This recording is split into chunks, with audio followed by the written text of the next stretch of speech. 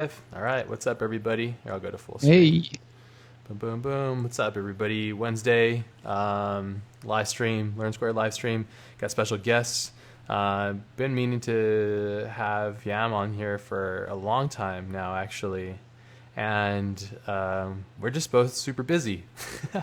And we just get super sidetracked and stuff. And yeah, we both have some crazy lives and stuff. But for those of you that aren't familiar with Yam's work, I'll post a link in the chat right now. But yeah, you reached out to me. I'm trying to think. You originally contacted me quite a while ago, offering your assistance in helping me build a beast PC render machine, and which I thought was amazing. You've always been so kind and so generous with your time, and so we've had a great friendship since then, and we're just always talking and sharing things, and yeah, it's just been really cool. You've shared. We've been growing with Octane together. yeah, You've succeeded and gone all into all kinds of weird, crazy madness, and I'm still left behind here nah, doing different things. But nah, no, talking shit, man. it's Fir- it's yeah, first of all, it's really I'm really happy to be here and talk with you. Like, it's a good opportunity to have our good talk that we've been trying to do for a while. So yeah. I'm really happy to be here, and it could be a really fun time to talk about some stuff and play with Octane and other stuff. And yeah, I remember that I don't even remember why I reached you because it been something like Podcast a year maybe. ago. Yeah. Is it a Yeah, podcast yeah, thing? yeah, Yeah. yeah, yeah, yeah, yeah. I think I was listening to the collective. I'm still listening to the collective podcast because we got some, yeah, great talks there. Really, really great people that I really appreciate and I love to hear the stuff. And I think it was discussion between you. No, I don't remember. I don't want to say shit. So yeah. Yeah, I reached you, and then we started talking about Octane stuff, and since then, it's been really nice to share ideas and technical stuff, and yeah, I think the Octane community is amazing because there are so many talented people out there that love to help and share the knowledge and work and this is what I'm trying to do and it's always giving a good feedback from the other people Yeah. so yeah, it's amazing. It is awesome. It is really cool, and how cool, like, you reached out, and we've had some really cool calls and some talks, and I've asked you some creative solutions to some of the problems I had, and you've always been really warm. So, like, yeah, so everybody that's listening, it's my buddy Yam, and he's going to be chilling with us today. And I was going to also say, if you have questions as to what we're doing here, just feel free to put them in the chat. Yeah. Momo's here too. Momo, I don't know if you have time or if you're able to, but if you'd like to, please, if you could help me curate, just in case I get kind of sidetracked and stuff. So, because I'll probably be asking a bunch of my own questions and stuff. But today is mostly going to be probably focused on Cinema 4D, Octane, and also us going into 3D code. Are you going to be doing 3D code stuff or no? Yeah. I thought it would be like a nice stuff to play with because I actually I'm not a good sculptor. There are so many talented people that do crazy stuff and I'm really bad in sculpting. So I think 3D Coat was one of ways to do stuff that I wanted to do, I had in mind, but I didn't have the ability to do. Yeah. So I think I will just maybe we'll start by showing my weird technique with Cinema 4D and 3D Coat, and this is just what Yeah, I'm man. just playing with right now. Are you still doing the Houdini stuff too? Are you getting into that? You getting all crazy with that? I'm trying to learn Houdini. It's such a complicated software, and It I'm is. doing stuff like I'm trying to learn some stuff, and then I'm busy for a few weeks, and I'm coming back to Houdini, and I don't remember any node or any name, and then I need to go back online and search for stuff. Yeah, we had the same problem, man. That's why Yeah. I saw the whole craze. Everybody was jumping on to do it, and I was like, yeah, it's amazing. And we may or may not have somebody teaching it, some amazing badass teaching it on Learn Squared coming up Wow, soon.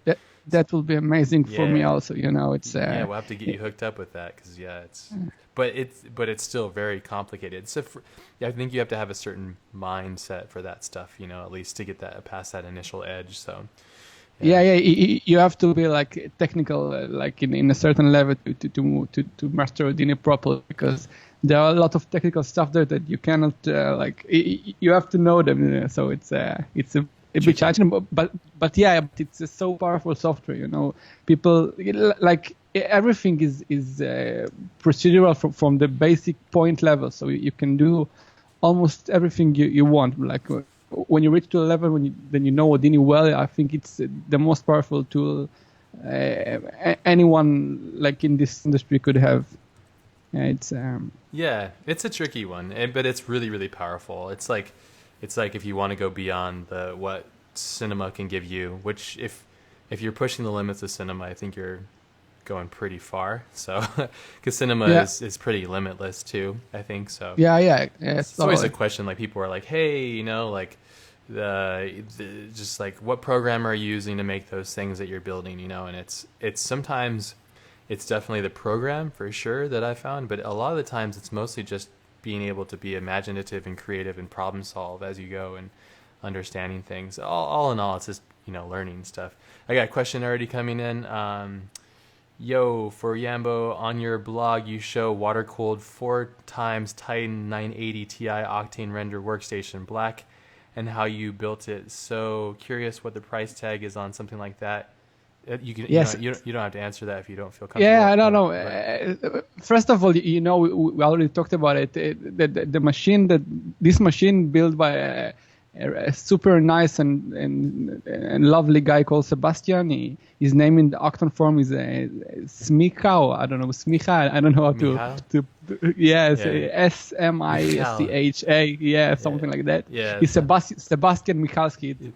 Polish, right? Polish. Yeah, he's from Poland. Yeah. And actually, my first Octane machine was with two GPUs. I think something like 2.5-3 years ago. He built it to me and sent it over to Israel. You're in Istanbul, You're in Istanbul? No, Israel, Tel Aviv, Israel. Tel Aviv, that's right, yeah. Yeah, it's confusing, so many people all over the globe. It must be confusing. Yeah. Anyway, he sent the machine to Israel, and then it all worked good. And then I ordered the second machine for him, and then on the machine that you probably saw in the blog. It came to Israel like damaged because the UPS shipping did some bad handling, and I actually had an insurance of 500 euros to save stuff like that, but it didn't work. So I needed to build some stuff from scratch, like to took off the water cooling and then like put it again from scratch and stuff. But eventually it nothing happened to the motherboard and the GPUs, and it all worked fine. So right now I'm using the machine for I'm having it like I don't know, it's from 4-5 months, and it's still like it. Yeah. No problems. It's a beast. It's a beast, not problems at all. That's awesome. Before that, I have another motherboard, not the Asus motherboard, the S-Rock motherboard, and I had some problem with reboots and stuff. But now it's all smooth and it's really powerful. 4 GPUs are super fast. You can do like plenty of stuff without real time. Yeah, you're using path tracing right now. 2,000 samples usually. That's your standard, right? That's my standard too. Yeah. Actually, you're just running it, You're letting it go. Yeah. Sometimes because I'm talking and I just prefer to let it render, but on the final render, sometimes it's going between 1,500 to 3,045. But I had projects that you need to take it really high because the noise can be an issue. But it really depends on the scene. Maybe people are wondering what I'm doing right now because it's only spheres. What are you doing? What are you getting into right now? Are you building like some scene stuff for some custom shaders or what? I'm just trying to show like a basic. You know what? Let's start from maybe the reference. Yeah. No, I have 2 machines. While you're getting that, I have 2 machines now. One of them has 3 Titan X's, and then the other one has my other 3 980s, and then I tether them together. So, yeah. Yeah. Yeah. I don't like to wait for stuff, and so I'm usually it's pretty fast. Even so, even so, it's still like if you're doing large image sequences at with subsurface scattering and stuff, it's still gonna. I've been running my machines for 2.5 weeks now, pretty much around the clock. So the electric bill's going to be out of control. Do you have electric? Did your electric bill go up after you put the machine together, or is it pretty chill? It's pretty chill because the water cool doing like really really good job. Yeah. Oh, So okay. The fans aren't like blowing. Yeah, crazy. Yeah. Sebastian, it's like a real freak of low temperature. So we did some crazy. I don't know what's going on over there, but it's low temperature. So I'm chilled. Yeah. Yeah, so I opened stuff of 6 and 5. You probably know them. I really like the work, and I think it can like my work really speaks in the language. They're a big inspiration of mine, and I think when I started with 3D Code, it was something I saw of them. I don't remember what is it. It was in the old website, but it's pretty much like. I don't know, those stuff and those organic stuff that looks cool, but I didn't know how to address them properly. Yeah. So I tried to play with some stuff in ZBrush and other software and Cinema 4D and some zero mesh stuff and I didn't achieve like the easiest result. And then I tried 3D Code and I figured out some weird workflow that I'm doing that I'll show quickly right now. So yeah. I just did quick rough abstract spheres sketch in C4D. Yeah. Then I'm just like merging it to one object. Okay, so you merged it down into like one editable object. Okay. Yeah, and then I'm exporting it out to one mesh. What's that little button?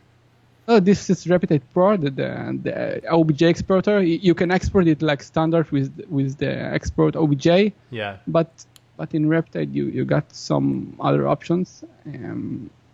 Actually, for that matter, it doesn't really matter. But what's the app called again? Riptide Pro. I'll show you. Oh, Riptide. Yeah. I think I have Riptide. Okay. Yeah. Cool. Okay. Okay. I don't know.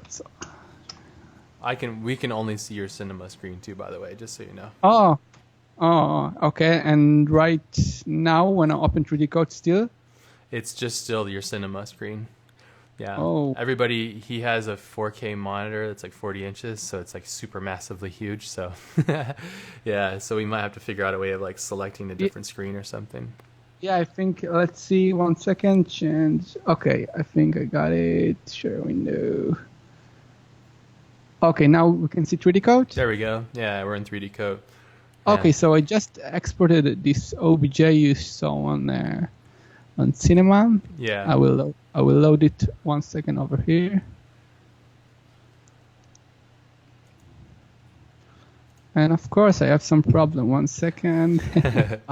I export it again. Do you use Riptide for a specific example or for a reason, or is it just something that you're just used to doing? Is there a specific reason? Actually, I'm just used to. When exporting and importing really heavy OBJ stuff from Cinema, yeah. The previous version was crashing sometimes and having some problem. It was stuck and some stuff like that. Then I think I bought Riptide because some technical problems, but I'm really not sure what. I'm sure there are some like better features and options. I'm not sure what they are. So yeah, always searching for new shit, huh? Oh, I think I need to. I need to put it in a connect object to make everything connected. Okay. This is what I forgot, and I'll export it again. Sorry for. It's all good. Yeah, I'm actually a bit excited. Baby. Yeah. Yeah, doing live work is always kind of nerve-wracking because there's always something that will go wrong and you just kind of have to flow with it. So yeah. So let's start from scratch. I'm loading it again. What the fuck is going on? Maybe it's only grabbing one of the geometry or what? Oh, there it is. It's inside the. Oh, you grabbed the whole scene. maybe. I accidentally had a big sphere over this thing. Yeah, okay. Last time I accidentally had a big sphere. You see, There it like is. Yeah, out on the big sphere, so outside. everything was inside. So yeah, it's I'm a bit excited. So you forgive me. Yeah, it's all good, man. Yeah, 3D code's pretty rad. I really enjoyed it. I haven't had a chance to really explore it. Jama is really all about it too, and it's really powerful Yeah, too. So his work is amazing. Yeah. yeah, he uses it in a really great way, I think, which is just helping his like. I Yeah. think it doesn't matter. You just kind of like everybody can use it different ways. That's interesting because you're using your subsurface scatter, or, not subsurface, but your subdivision in your Octane render. But now when it's here, it's all low poly. So that's funny. Yeah. I actually could like take it in cinema a bit higher with the polygons, but it doesn't really matter because I'm going to screw it anyway. I will explain really shortly what's the difference between 3D code and ZBrush, for example. 3D code is a voxel-based sculpting. It means that you have like voxels in 3D space, like imagine pixels. Then you can let's open Photoshop. Like fog or something. If you were to take fog and turn it into volume, instead of surface-based sculpting like ZBrush, it's actually depth as three-dimensional. Yeah, exactly. Yeah. Instead of vectors in the 3D space, you got like pixels, voxels in 3D space, and you can do whatever you want because you're not limited to certain topology or certain polygons or certain stuff that limits you usually. So right now, if I'll take this mesh and apply, I'll get this weird thing that right now I can just, smooth it a bit. And maybe take the polygon count a bit higher. When you up the polygon count, does it start to lag pretty heavily, or does it only a certain time, certain bits? Actually, polygon count is not the right method because it's not polygon, it's voxel counts. But yeah, that's right. Yeah. But actually, when you're going really high, it's starting to be a little slow, but for stuff like this, like 4 time or I don't know 8, even 16, it's fine. I didn't have like many issues with that. And right now, I think the beautiful in 3D code that you can do like really crazy stuff. And I will start by showing some really rough stuff. How did you come about learning this program and like what got you into it? Yeah, I think what I just showed initially, some references of really, abstract and cool stuff. Oh, we couldn't see those things because we're all so I've been talking with the web browser open and showing some. It's been the cinema the whole time. Yeah, I'll keep you posted. Yeah, it's my fucking 4K monitor that doing us a problem. How do you like the monitor? How do you like it? Do you like it? I actually really like it. Initially I was afraid a bit because of the colors and it's not a professional, designer's monitor. It's just a big monitor actually, it's so big because I think that the idea behind him is to take like 4 21-inch monitor and merge it into one. This is, I think, Dell concept, but actually the colors are pretty good, Dell makes a pretty good monitor now. Yeah. It's at the 43-inch one? It's 38 inch. 38 inches? Okay. I just posted a link to a 43-inch one. Wow, that's huge. 43 inches. Yeah, I don't remember actually the name of the exact model, but somebody asked, is there any reason not to use FBX export? Is that because the vertex color support? I don't know what that is. I don't think that there is. You can use I guess FBX, maybe Alembic even, and maybe other formats. I think everything will work. It's just a matter of workflow and some habits I developed through the time. I think it's possible with any other format like FBX and stuff. Now you're just creating some more geometry, huh? And smoothing stuff out? Yeah, I'm just I don't know. I'm doing just stuff I had in mind. Later we'll take it to Octane and see how we can use maybe some complex shader stuff to do like cool looking things out of it. You're making some yam art right here, dude. You're getting all yammy on it. Up in the resolution or the actual voxel size. Okay, cool. Yeah, I upped the resolution and I opened another layer, and in the other layer I can take those. Let's try some stuff. Oh, it's pretty large. Your first name is Yam, right? But then your last name is what's your last name? Oh, it's a tricky, and not that complicated, but yeah, the first name is Yam, and Yam is like a Yam. Hebrew. Yam, it's sea in Hebrew. Like my father was like the ocean, like the ocean, like a real that's cool. Ocean person. He was a lot in the sea and a lot of fishes and stuff. That's cool. Yeah, so this is the reason for my name and my last name is Benadiva. Benadiva? Okay. Cool. Yeah, it's something. Yeah, that's cool, man. No, I mean, I should, for some reason, I kept thinking, well, I don't know. I didn't know what your full name was, so I'm like, well, I better ask you, because it's kind of important to know. Awesome. And Yambo is actually some name that some girl a few years ago just called me, hey Yambo, and it was the thing, and then people started calling me Yambo. And there you go. It's kind of it's like catchy. It's catchy.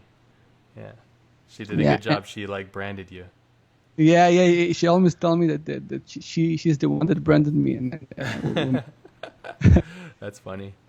Yeah. And I think one of the coolest stuff in 3D code that you can do like whatever you want. You see, like right now I'm not constrained to anything. I can like it's like I don't know, Photoshop in 3D or something that you really can do whatever in mind. So I think this is one of the coolest things in 3D code, because again I'm not a good sculptor and I'm far from being one, but the tools should like give you the ability to do like many cool stuff that I have in mind, or I can. It's cool.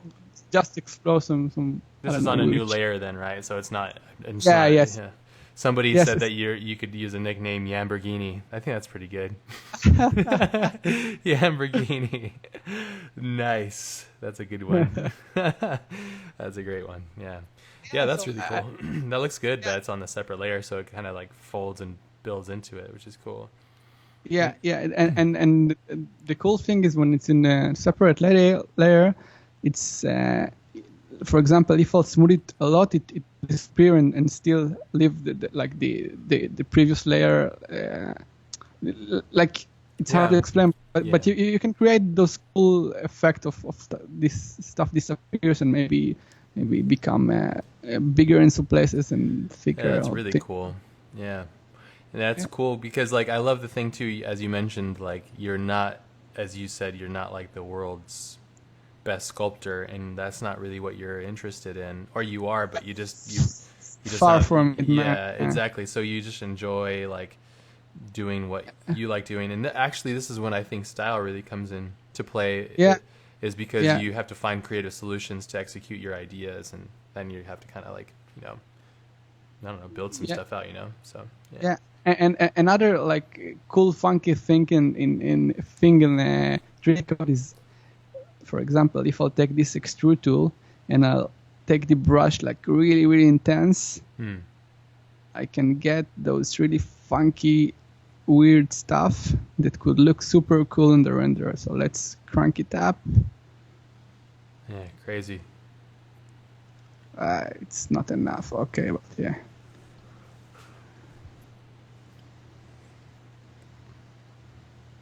It's gonna be your best piece ever, dude.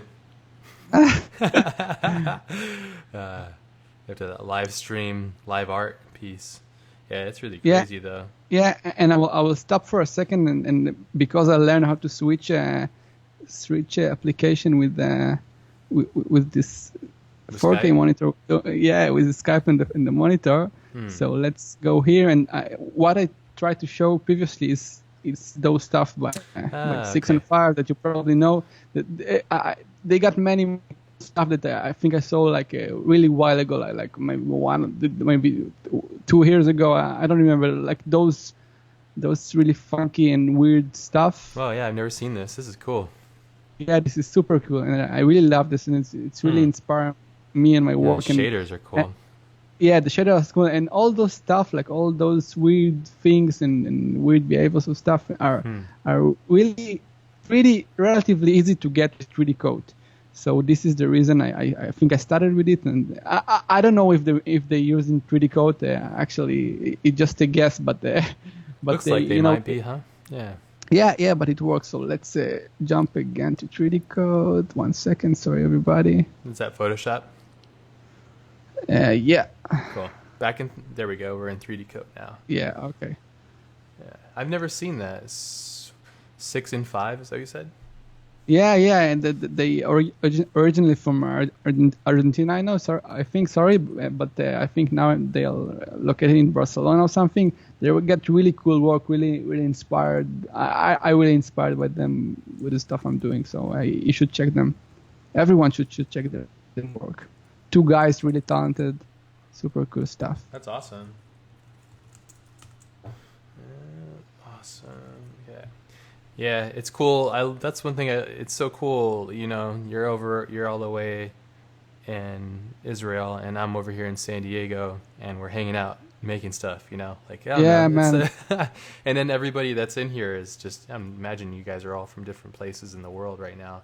I don't know. It's so cool. I just love this. It's so cool. I totally agree. And you know, one of the things I did in the past years with my business, with my small studio, even though it's not, I'm not hiring a lot of people, but one of the changes I did is like start working with a lot of dudes across the globe. Like for example, now I'm working with a project with Jeff Bryant from Canada and from other guy from Germany and from different people across the globe doing like a small stuff that combines together in C4D and Octane and it's working pretty good. You know, it's still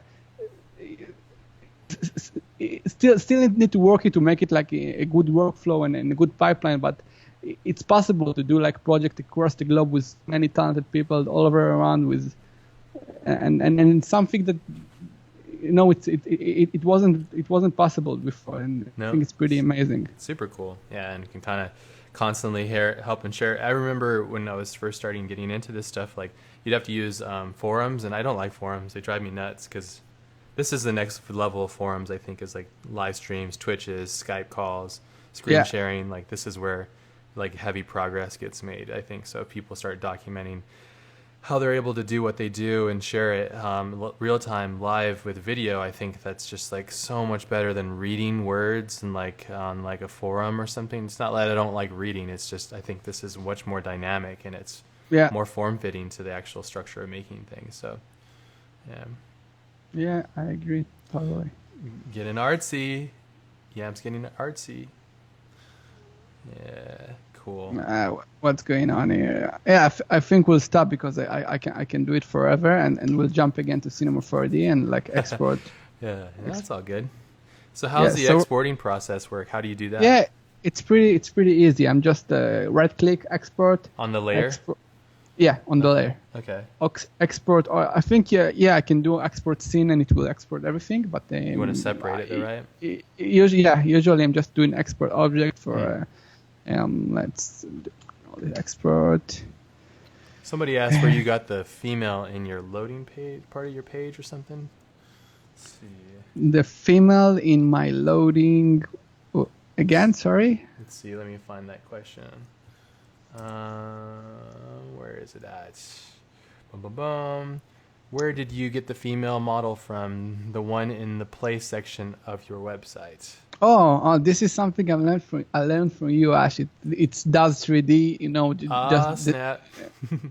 Yeah, I think it was it was just 3D. Then I took it to 3D Coat and tried to do some stuff. Then it didn't succeed like I wanted, so I just took it back to Cinema 4D and used some nice smudges by Grant. Yeah, Grant's got some great ones. Yeah. I use these maps from the last one. I think you got the smudge and dirt eight pieces from each, and they are so good. Super and the good. bump in Octane is really really nice. So it looks really good. The one where we're looking at her back looks really good, dude. I've been getting heavily into the node-based editor. Oh man, it's the best, dude. It's so powerful. Yeah, this is what I think we'll probably can do right now. So I'm exporting it now to when you export something from 3D Code, you have option to reduce the polygons, because right now it's 1,002,200,000 polygon, and you can do it by half or by more percentage. But I think by half is fine. Usually you cannot notice the difference too much. Yeah. So this is number one. And then just go in and export. I think 3D Code's made by I just really love the functionality of it. It's quite simple and very user friendly. So yeah. Opposed to other ones which I will not speak of. So somebody asked, what is the maximum voxel resolution that you hit on most of your sculpts? When does 3D Code start to cramp up? Usually I'm between 8 to 16. Maximum I get to 32 one time, and 32 million? No. I'm talking about the number of layers. Inside the layer, you can increase the resolution by double all the time. So you start with something that gotcha. I don't know what the resolution actually is, honestly. But you can double it up to 4, to 8, to 16, and 32, and even more. So I'm just between 4 to 16 most of the time, and sometimes I'm going higher. But I think this is the area that you can always subdivide in 3D or Cinema 4D too via the Octane tag too if you need to, right? Do you do that? Yeah, I'm doing it all the time, because the option to subdivide in the renderer is pretty convenient, because the viewport is still not laggy and stuff, and the renderer is subdivided, so it's cool. Yeah, awesome. Okay, so now again, Skype, change, share a window, Cinema 4D. Okay. There we go. Now, we can see Cinema. Okay, so right now I'll just load it again in the same place. So mesh number 1. Here it is. There we go. And mesh number 2. There we go. And let's send it to Octane. Maybe play with the camera a bit. This is just a simple scene I set up before the call. Something well. Yeah, it's cool. We can play with. Maybe let's take it. Take the side a bit down. Do you usually? I find when I'm working in my traditional view window, I'll hit middle mouse button a lot to click between the four windows, 4 views of sight. You ever do that? Actually, no. I got a weird stuff that I'm doing with Cinema 4D. For example, you're talking about yes. So this one I'm just clicking the button, but I have other shortcuts. For example, if I want to hide an object, I got the Alt and number 3. Then it automatically hide them in the viewport in the renderer. Cool. Yeah. And I got Alt 1. I can move between Alt 1 and 2. I move in between the points and polygons. You can see right over here on the side. Yeah. Between those, and Alt 1 is back to object mode. Some shortcuts. Yeah, some shortcuts I did really a while ago, and it stayed like that. That's awesome. That's cool. Yeah, so you want to maybe let's see some node editor stuff? Yeah, let's do some of that because that's one of my favorite things right now is doing node-based editor stuff. So yeah, awesome. Your UI is fully custom too, by the way. So if anybody's like new to Cinema 4D and their UI doesn't look the same, don't be worried. Don't be afraid. It's completely adjusted. And actually this is my my live stream UI. Usually I'm using Cinema 4D with all the monitor, so I got all the windows all around, like docked in some places. So right now it's half of the size. So I try to put everything and still stay. Awesome. Yeah, so people are asking if you. I mean, don't feel obligated, but if you ever felt like you would be okay with it, people are asking if you would ever share your layout file with them. Yeah, of course, I would love to share it. Yeah. See, that's Yeah, you're always super, like, every time I meet somebody that is really open with sharing and stuff, it always makes me realize like how elevated you are mentally, like sharing your stuff. I think it's so key to growth, personal growth, like sharing things I think is really quite important, so. Yeah, I agree, and honestly, I think it's not obvious, but I feel like why not? Because my knowledge can help people, and they will probably help me if I need something from them. I think you and me is the best example because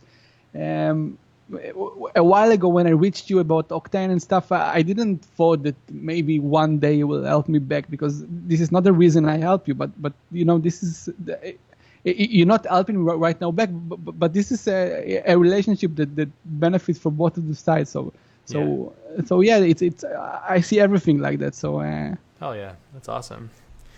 Good stuff. No, that's cool. 1 second, I'm going to off the aircon because it's hot. 1 second, sorry. Yeah, go ahead.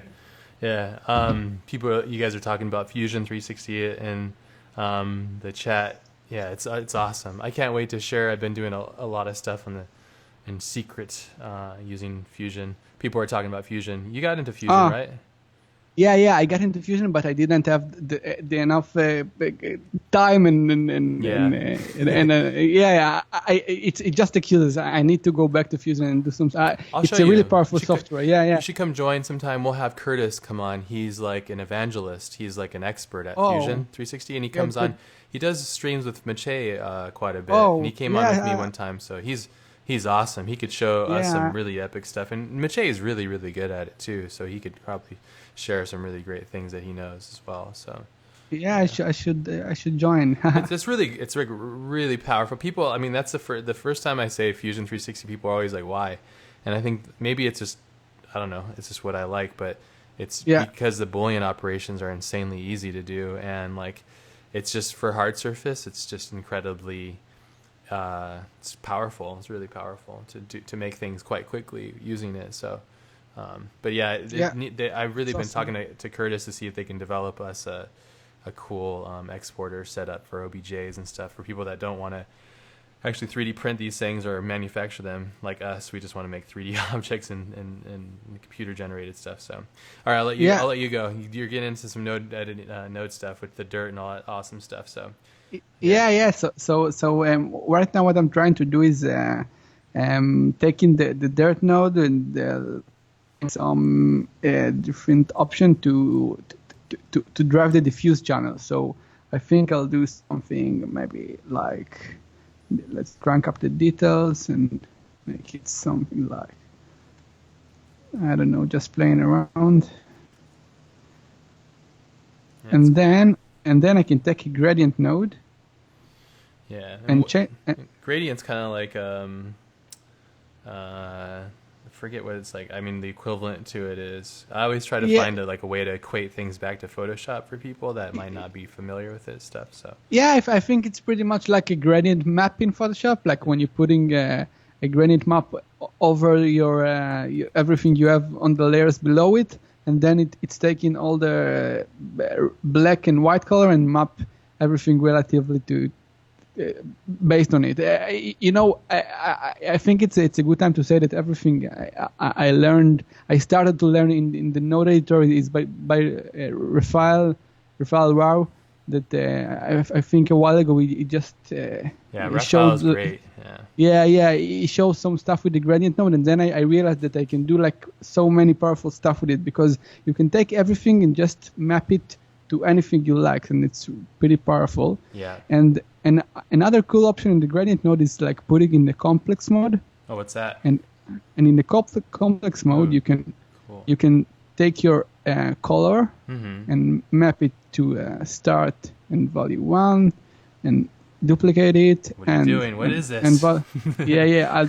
Basically, what I'm doing is just putting a color in the like a color in the black one and the color in that's the cool. white one, You're and then splitting I can just control it better, because if I want to change something inside over here every time, it's pretty annoying. But if I have a node with the color, it's much more convenient, I think. That's cool. Yeah, so it's That's something. what's that thing? When it's in the gradient under advanced? Is that what you said? Yeah, complex, I think. Yeah. Complex. Sorry. Yeah. There you go. Yeah. Cool. I'm just switching between of them. I love the node base editor though. It's so easy once you comprehend what does what. It's a lot of fun. Yeah, man. Have you explored all the stuff on the side, like marble and all that stuff? Like I only explored maybe like, I don't know, 5 or 10 of the things on the side. I haven't really gone too far. Yeah. That's plenty enough though, because you can do so much stuff with this a little bit. Yeah, I think with the marble and noise and a bit less, but with the rigid fractal and turbulence are really powerful for many stuff. But yeah, there are it's going by sections. You know, the top one, like the red one, is the materials. The blue one is the colors and the images, and it's pretty easy to understand if you dive into it for a bit. So yeah, I really love the node editor. It's I really love Octane and the node editor, especially because it makes you like really see what you're doing and have the ability to do like super complex and cool stuff. I remember when you first showed me a while ago, I was like, what the hell is this? Yeah, and it was really weird for me because I literally come from I've never done any of this kind of stuff, so it was really cool that you and Raphael showed me some stuff and Cornelia showed me some stuff. So after all that, I was like, okay, now I got to do it. And now it's like I don't even look at the material editor ever really. I have the same almost identical setup as you actually, which is kind of funny. Oh. Yeah, I actually ended up having the same thing as you. That's nice. It works perfectly with Octane because then you have your live window and then you have it set to lock and everything, and then you have your material edits all underneath the main view window. So yeah. Cool. It's actually the way that the materials are in the list and not in like the standard way of Cinema 4D. It's really convenient because when you have a lot of materials in the scene, like if it's in a list, it's for me at least much more easier to understand what's going on and put it into layers. Oh, and by the way, this you see all those icon over here? Yeah, what is all that stuff? I haven't used layers yet, so I need to definitely get into it. Yeah. So it's really helping using layers. It's something called CV Smart Layers, and it's from this university. I think it's free. Oh, you need this university account. I don't remember. Need to check it. But this is maybe a good. Let's stop for a second and show everybody the. 1 second again. Okay, can you see my Chrome right now? Yeah, I can see it. Yeah. Okay, so there is some article of Matt Frodsham. It's a great 3D artist about CV layers. Let's see. Oh, yeah. This is some article about C4D scene speed. I think it's from 3 years ago. It's pretty old, but it's super useful. He got like many cool tricks about everything in Cinema 4D. And cool. This section, it talks about layers and how he working with layers. And he's like a pretty heavy C4D user, and he explained like the way he works with this CV ArtSmart thing. He always shares his stuff. I think I've seen his work before. He's really Yeah, he shares a lot of his processes, which is great. It's Yeah, really yeah, cool. yeah. Exactly. Yeah, this is awesome. So once again, I'm changing to Cinema 4D. Excuse me, everyone. Have you played with Turbulence FD yet? Yeah, but That's not in. crazy. Yeah. I did some stuff with Turbulence FD. Actually, some even some project with pretty simple stuff. But this is kind of stuff that if if you don't do on a daily base or even a weekly base or monthly base, you kind of forget it. And this is the problem I have with those kind of stuff. You need to refresh my memory and all this density and fuel and sheet and settings, because it's really technical. So yeah, it's super powerful, but again, so many stuff to remember. It's becoming a hard time sometimes. But it's a super powerful plugin, Cinema 4D for smoke and fire and stuff. Yeah, it's really cool. We used it for Lost Boy. We used it for like the smoke coming out of our head and all that stuff. I just didn't know if you used it much because I just thought it was pretty powerful. Yeah, it's pretty powerful, but I didn't have the chance to use it properly. You use X particles a lot, right? That too. Yeah, I love X particles from many kind of X-Particles stuff. is epic. Yeah, it's so cool. Yeah, it's awesome. Yeah, good people too. The people that run that are really nice people. Good peeps. Oh, yeah. Nice. I think another thing was showing is the way you can texture stuff procedurally without UVs, because I think UVs is one of the things that all the 3D people are leaving to the end, because people are doing some modeling stuff and lights and render and then different plugins, but UVs is a headache. To do a proper UV to something like this, it's a mess, because you have all those small polygons over here. And by the way, 3D code is really convenient for UVs, but I'm not doing it all the time because I'm trying to find some workarounds and do stuff quickly. And I think the node editor and Octane are really powerful for this. And I'll to show you Yeah, it works pretty good if you use like transform or projection. Yeah, That's exactly. what I use. Yeah, you lock it and everything. Yeah. Yeah, and right now I'll open some texture. Let's open the Grand Smudge, because I love them. Okay, and right now if I'll connect it to the diffuse just so we can see it, you can see that everything is not properly mapped. And in the projection I can put a box, for example, and then play with the scale. What's the difference for you? I mean, what's the difference between the projection and transform? In the projection, you also can play with the transform, you're right, but the main idea is to choose just the kind of projection you want. For example, box, cylindrical, X, Y, Z to UVW, and in the transform, you're doing the actual transforms. I know you can actually do like over here, but I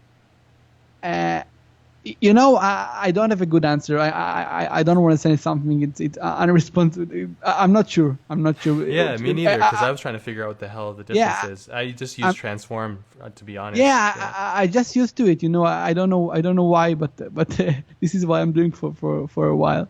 But yeah, it's a good question. Maybe Rafael or Cornelius or one of those guys that doing crazy node stuff can answer it better than me. Yeah. Okay, so you can see like with the box projection, it maps pretty good. It's not perfect, but for right now I'm going to drive with it only like some bump or roughness or something. Yeah. And for that matter, it works pretty good, I think. Do you use the displacement much? It's heavy though, huh? Yeah, I'm using it, but I'm trying to avoid it if I can. Even though it looks much better, but you need a proper UV with the current state of Octane to use displacement. So if I have good UV, so yeah, of course I will use displacement. But if I'll try to use like right now, it will be all messy and stuff, and it wouldn't be so good. So yeah, doing some isolated areas. Yeah, I do that too. Exactly. Yeah, exactly. Somebody Yes. said, "I love the wooden sliced up woman on your site. I think it looks epic."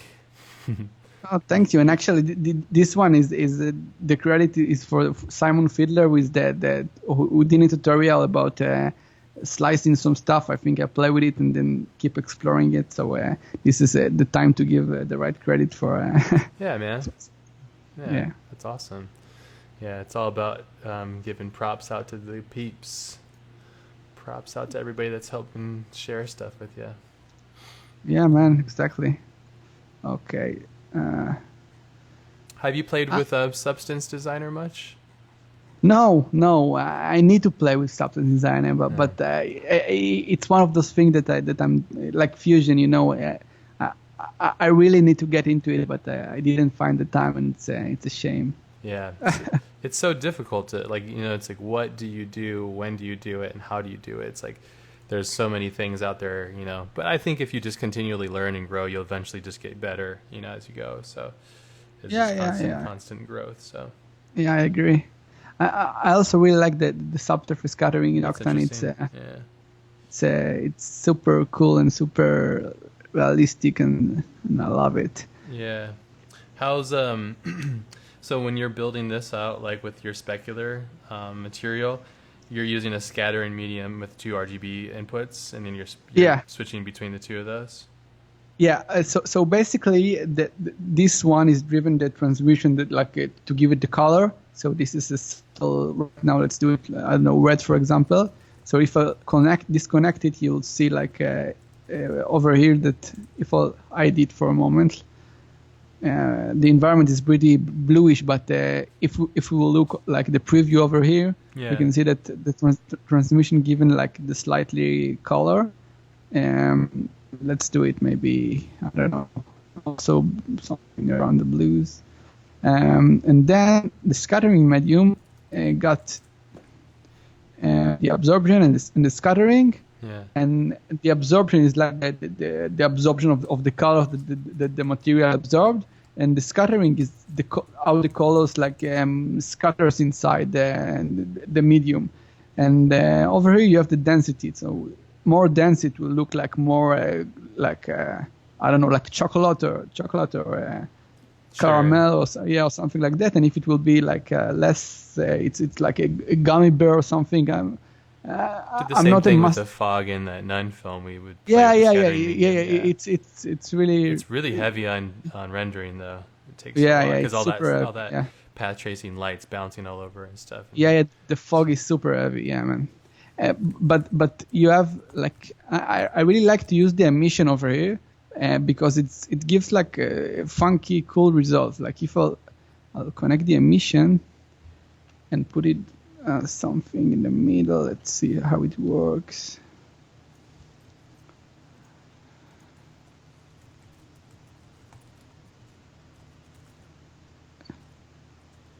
You see, if I'm connecting the emission to this subsurface scattering, it's given this cool neon subsurface, weird looks, weird stuff. Yeah, that's cool. Like how it's being transparent between it and underneath it. Yeah.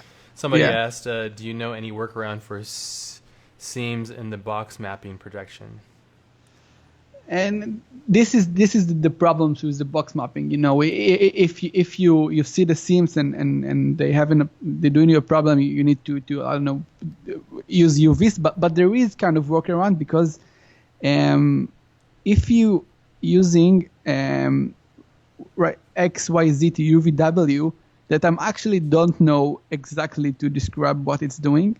But it's doing some kind of a fake perspective projection, and it's worked pretty nice with seams and stuff like that.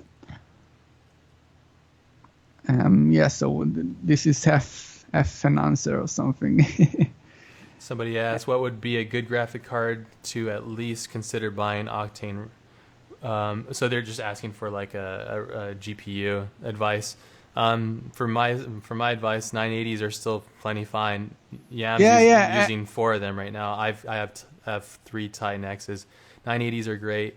Raul Marx was using 780s or something when he made his amazing, beautiful, semi-permanent stuff and a lot of the client stuff he does. So anything from 780 up to like the 1080s are amazing.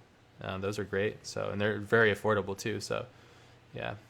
Yeah, I agree, and I think that there was like a price drop on the 980 Ti's even after the 1080 released. So I think the price now is pretty. I know. I was pissed. Yeah, I just bought 3 of them, and then the price dropped like $200-$300 per unit, and I was like, what the f, man? Yeah, typical though. Yeah, well, that's cool. You're making some gradients and stuff.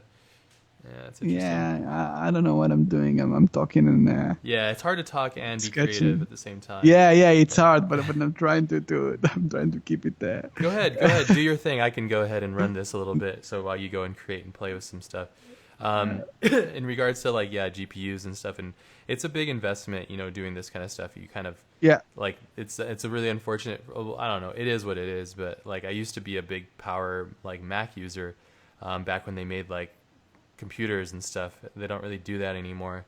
They make like weird things. I don't know. I mean, I really enjoy my iPhone and my iPad and all that stuff. That's great. They just don't make power user stuff anymore. Or like maybe I just became more of like a user that would want to get more out of my computers and stuff. But anyways, like I now use my PC, split half my time on my PC and half the time on the Mac. For the most part, I use the Mac, but if you're looking for like to get into Octane or like any of these, what's really cool is Grant. I had Grant on the live stream the other day. If you don't know who Grant Warwick is, you should check him out. He's really awesome, and he's like big time, like all about V-Ray. He's a V-Ray guy, like through and through. So, and he really reps V-Ray, and he's showing me some really amazing things that Octane is lacking. Actually, that V-Ray real time has. Did he show you that stuff?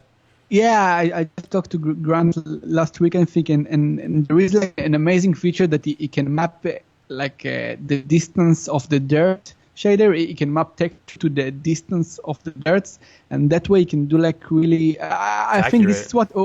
I think this is what he did with the if I'm not wrong, with the car that you was playing with on the live stream. He was. I think. Were you there at that one? I just scrolled through and look at some stuff he did, and I think this is what he played with. I'm not sure actually, but yeah, V-Ray got some amazing feature that Octane is lacking. But it's like if you consider like how fast is Octane comparing to the stuff, I still like there is a lot of talks about if Octane is F-Storm and Octane and all those stuff happening right now. So confusing for people that want to get into it. Yeah, but I believe that you should use what works for you the best. But yeah, exactly.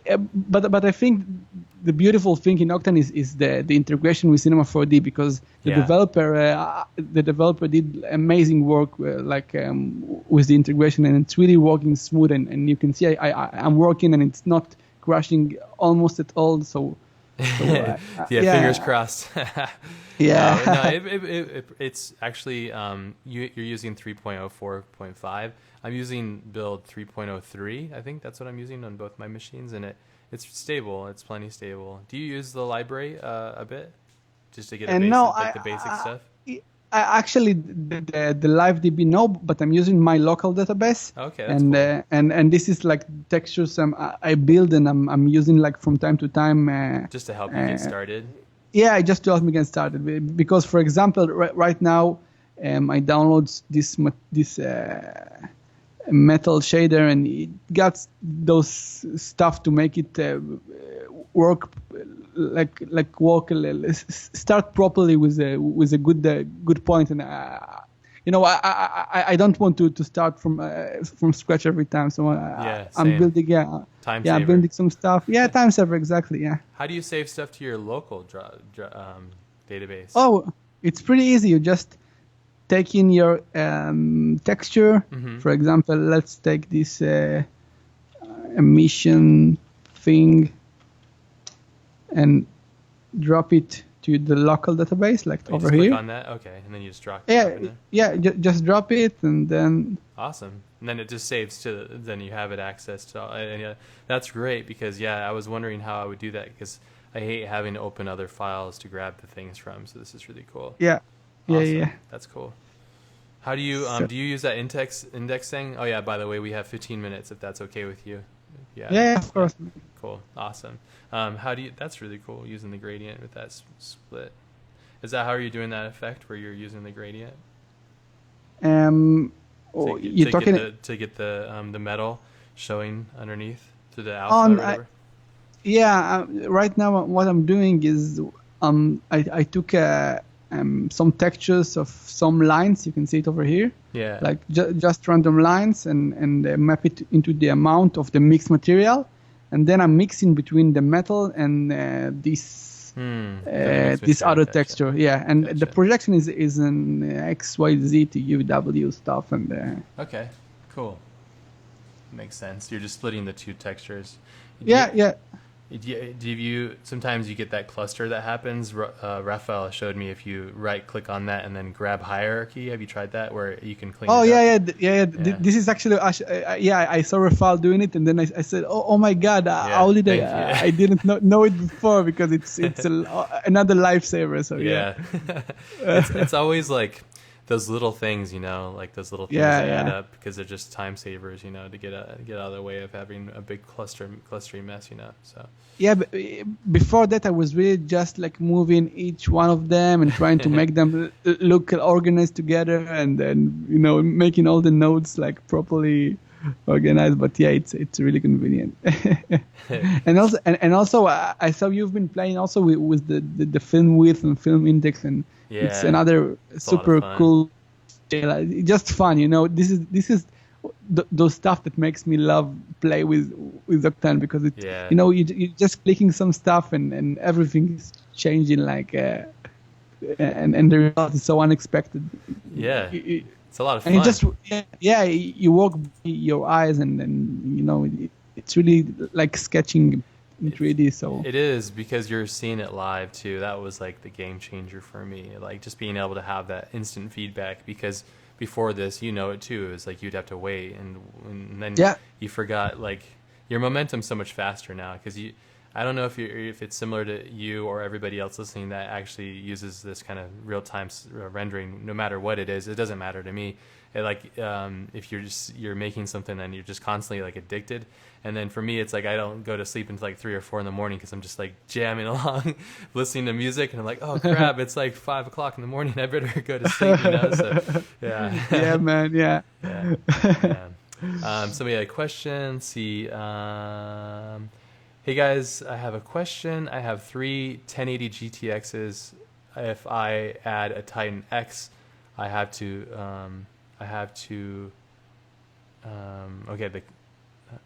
If I add, sorry, the question's phrased interestingly. If I add Titan X, I have for Octane 12 gigabytes of VRAM. I'm not sure about the VRAM thing. I don't know what the limit is on the 1080 GTXs. I think they're 8 gigs of VRAM. I'm actually not sure either, so I don't want to say unresponsible stuff. I think sorry. Well, I think I think from what I understand is your lowest GPU, like VRAM, is what everything goes to because it's all related across the board. So everything has to go to that basically. So if let's just say hypothetically, this is from my understanding, is if your 1080s only have 8 gigabytes of VRAM, then if you put a Titan X in there, it'll only be, you won't be able to use the whole 12 gigabytes of VRAM. So you want you want all your cards to be the same so that they all work in the same. Somebody else in the chat room might know this, for example, but that's from what I understand. So that's why, like, when I work on heavy scenes, I'll just have my one machine that has like the 3 Titan X's in it. I'll run those on heavy scenes, and then when I want to do like scenes that aren't so heavy that I can like my 980s can handle it, because I think the 980s have like 8 gigs of VRAM. I can't remember. I don't really pay attention to that stuff, to be completely honest. I just go until it breaks, and I go, why did this break? And then I have to figure out how to go backwards. So yeah, and you know, my previous machine that I talked in the beginning that Sebastian built, it was with two Titan X with that 12 gigabyte of VRAM, and I realized that I'm not using the 12 gigabyte because I'm not working with super heavy 3D. I'm doing a lot of style frames and then like relatively not super complex scenes. Yeah. So this is why I sold like those two Titan X and bought like this for 980 Ti's. Yeah. Because the 6 gigabytes it's enough for my needs. So it really depends on your needs and the stuff you are doing. Because if you're doing like heavy stuff, so yeah, you probably maybe need 12 gigabyte or Titan 45,000 gigabytes of. Yeah, But you could use the cloud eventually, so. I'm really waiting that the cloud will be open and possible to use like properly, because it will super help me, because right now it's a bit of a problem to use Octane render like heavy job in render farm, because there is this issue with Octane and the license to render stuff on the farm, because they plan to release the ORC. So right now it's a bit of a problem, but you can disable your license in your machine, install it in a Garage Farm or other render farm, and run it on their 8 or 12 or whatever GPUs they have there. Yeah. So yeah. If you need it to, yeah. So I mean, I think that's really where the future of this is going. You have like 1 or 2 cards at home to render what you need to get the visuals, and then if you're going to do like motion piece or something, you know how it is. It takes a long time to render the sequences, so I'd suggest probably just end up using the cloud and paying a monthly subscription of some sort, so, and then making sure you embed that in the client fees when you charge and stuff like that. So just keeping in mind the business side of things, so this looks really trippy. I mean, it's totally your style too. It's all crazy Yambo style. So yeah, I don't know what is it. I'm also tired. I'm after 12 hours looking at Octane, so I don't know if it's looking good or not. But yeah, it's something. Cool. It's very festive. It's very Christmassy. Somebody asked, "What's your favorite way to light a scene?" We have 9 more minutes, guys. Just a heads up. Okay, so most of the time I'm starting with some HDR. It depends first. You can use like one light source style, like many stuff you did, like beautiful one light source, and it works amazing and it looks super cool. But you can work with HDRI and try to see if it works and it feels okay. Maybe you'll find something that works fine with your scene, and you can combine. Like for example, over here I have some HDRI from Maxim Rose that he got like really nice specs, really cheap. He's a nice guy too. Yeah, he's a super nice guy. Yeah, he's a super nice guy. Check out his work. I'll post a link in there too, you guys. If you want good HDRIs, you should support him, and it's like $5 or something like that. Yeah, it's and actually I had a commercial project over in Israel like a few weeks ago, and I took the HDRI there in the location, and then I tried to process it, and I saw that you need to know what you're doing, because the color balance and stuff, and it was pretty messy. So I sent Maxim all the files, and it did an amazing HDRI for me. So he's a super nice and talented guy. So you should check his HDRIs also. Yeah. And over here let's stick the camera over here. Okay, it's sticked, and go out. So I have like this HDRI, and I have this plane over here that it's emitting light. You can use area light instead. It's almost the same. Like if I'll disable the HDRI, you can see, and let's turn on the camera. You can see that this light source over here is just throwing something from the side. Yeah, that's cool. And for example, over here it's combined. You can see, and maybe we can even disable it and only and I got another thing going on like in the back over here. And actually, like this, it looks even more cool. Like when I'm just using the backlight and the emission on this thing. So yeah, lights it's something you can play a lot, and lights, like, it's something really complicated to do properly. But yeah, I think Grant stuff and the mastering lighting is the best example. He's doing like next level stuff there, stuff that I'm far from being from being there. So yeah, you should. It's just like a matter of what you want to see. I think that's what lighting is. It's like what you want to see and how you want to see it, what you're trying to convey, how you're trying to express an emotion. If you want things to be like open and clear, you add more lights or you make things more visible. If you want things to be more like, I always just look at films, I look at films and why I like those films, so yeah, it's just a matter of like, I'd say like I would study David Fincher's like Seven, for example, like the film that Darius Kanji shot. This is a really beautiful film to study the colors, the tonalities, the composition, light sources and stuff, and really looking at that and seeing what he does, but then trying to bring that into my own work and then inferring what I'm doing. I think that's how I approach it too. It's just everybody has different approaches though, and I think it's really fun.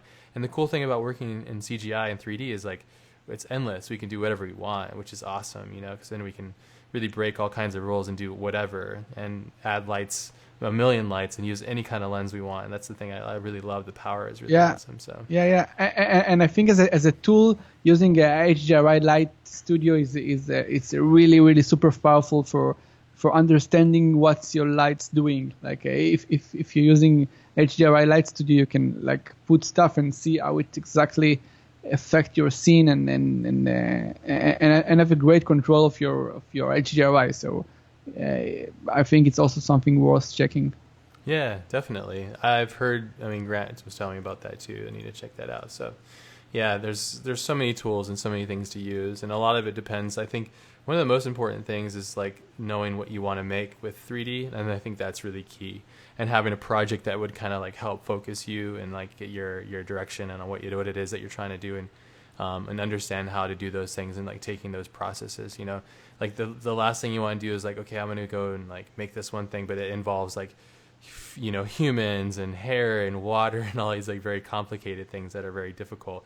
But if you're like, oh, I just want to learn like how to use this program and I just want to have fun sketching ideas, like you're using for example for like 3D coat, like you're just taking it and kind of learning how to sculpt and using that as like a voxel based like interesting thing to make creative abstractions to support ideas that you have and learn more about Octane. I think that's awesome, because you're just having fun and playing with it. And then does this stuff often help like inspire your client work or help infer like your client work, or do you ever get client work based on your explorations and stuff? Yeah, actually, just about to say it. I think in the past years, I did. There was a separation between the stuff I'm doing for fun or for exploring or for learning and my client work, and only in the last year, my client work is coming from the stuff I'm doing for myself or for my I don't know, experiments and learning and maybe this plays section on my website, all the stuff that I'm doing to learn software and then for fun and to get the ideas that I have in my head to an image, and I'm only now enjoying the fact that the client reach me by those stuff that I'm doing for my own fun. So this is really amazing, and this is what I hope will arrive later even more. I think this is the stuff that I'm enjoying the most doing. So if I can work and earn my money from it, this will be amazing. Yeah, it's all a matter of time, You just keep going and trying to find whatever that is that you're passionate about and learning as you go. So, all right, guys. Any last questions? Everybody good? Yeah, questions? No? Everybody's talking about game engines and stuff too.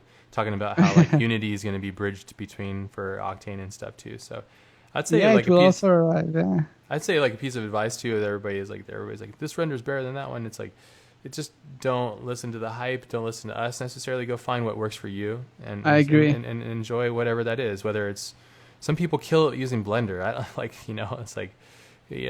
Some people kill it with the standard render. It's like it doesn't really matter. It's just a matter of how you're using it. So But yeah, awesome. You're right. Yeah, you're right. I think it's just a matter of playing, being curious and trying new things, So. Yep. Yeah. Well, dude. Go ahead. Sorry. Anyway, yeah, it was super fun to be here and play with you and stuff, and thanks for having me over here. It was really fun. Yeah, you're very welcome, and thank you for being so awesome and sharing your time and knowledge and just hanging out with us. And let's do it as many times as you want, whenever. Like, honestly, it doesn't. I do these every Wednesday, so like it's just fun to hang out. It's like a great excuse to just hang out with everybody and share and do fun things. So if you're ever interested in doing something, like, please, let's do it. It'd be a lot of fun. I think it would. We'd have a lot of fun just enjoying the process of sharing things and stuff. And maybe next time I could show you some Fusion 360 stuff or something that I'm doing. So yeah, we'll do it. I'll be happy to join next time. And for everybody, I will share my my C4D layout. I don't know, in my Facebook page or something. So that'd be awesome. So make sure you guys go and find. Where's the best way to find you? Do you have a good place for people to find you? You can bring it up too on the screen if you want. Yeah, I think maybe the easiest way will be like the Art of Yambo and the Facebook. Maybe there, so I can post or something on my web. Whatever works. I don't know. Yeah, let me see. I'll post this up for you guys too, so you guys have access to it. I'm just posting it to the live stream, so everybody has access. So yeah, go follow Yam here. Let's see, there you guys go. And then feel free if you want. That'd be awesome. I'm sure people were asking about the sharing the screen thing, but don't feel obligated if it makes you uncomfortable, whatever. But no, it's totally fun. I'm happily share it, so awesome. All good. And you also have like your own live streams and stuff, right? No, actually no. Okay, I thought you were doing your own live streams. Okay, anytime you want to, man, come on back. Let's do some more. Let's talk about some more in-depth stuff and all that stuff. I hope you guys had a good one.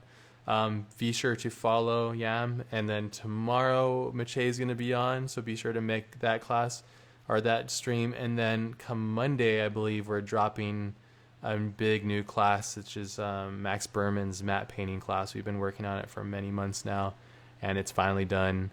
And he's got 2 amazing apprentices. We'll talk about that on that episode. It's going to be really fun. So make sure you guys come on and join us on that one. That's going to be next Monday, I believe. Could be wrong. I think it's next Monday. We'll be doing that. So, and then come and join the stream anytime too. We're going to be doing it as much as possible.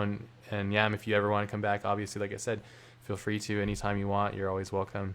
Everybody, I think you got a lot of new followers today, so it's really good. So everybody was praising you. So yeah. Thanks, Ash. Thanks, everyone. It's been really nice. Thank you. You're welcome. Bye-bye. See you guys. Have a great day, everybody.